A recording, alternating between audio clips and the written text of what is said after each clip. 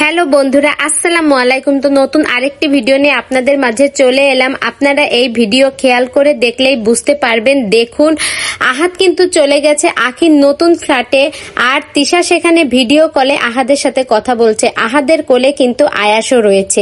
এই ভিডিও আপনারা খেয়াল করলে দেখতে পারবেন যে আহাদের কোলে আয়াস রয়েছে আর তিশা ভিডিও কলে কথা বলছে। তো আহাদ কি তাহলে চলে গেল আখির নতুন ফ্ল্যাটে?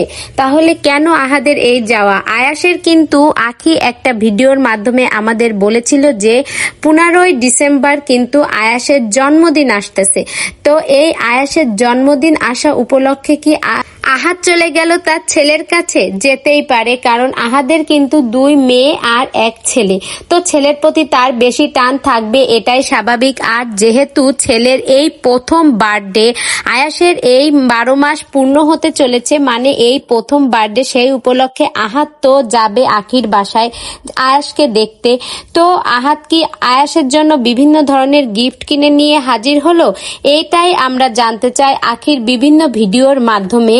আর দেখুন, ছেলেটাকে পেয়ে তার বাবা কেমন যেন আকাশের চাঁদ হাতে পেয়েছে। বাবার তো কলিজাটা ঠান্ডা হয়ে গেছে তার ছেলেকে কাছে পেয়ে। তো বন্ধুরা দেখুন, ছেলেকে কিন্তু তার বাবার কোলে খুব ভালোই মানিয়েছে। তো বাবার কোলে তো ছেলেকে মানাবেই, তাছাড়া আয়াস কিন্তু তার বাবাকে ঠিকই চিনতে পেরেছে। বাবা তো চিনতে পারবেই বা না কেন? তো বন্ধুরা, আমার কাছে খুব ভালো লাগলো যে আহাদ আয়াসকে দেখতে গেছে, যেহেতু তার জন্মদিন।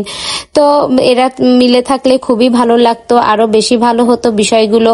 তো বন্ধুরা, যা হোক, যে যেখানে থাকুক না কেন সবাই ভালো থাকুক, এটাই বলবো, এটাই আমাদের চাওয়া হোক। তো বন্ধুরা, ভিডিওটি ভালো লেগে থাকলে একটা লাইক করে দেবেন।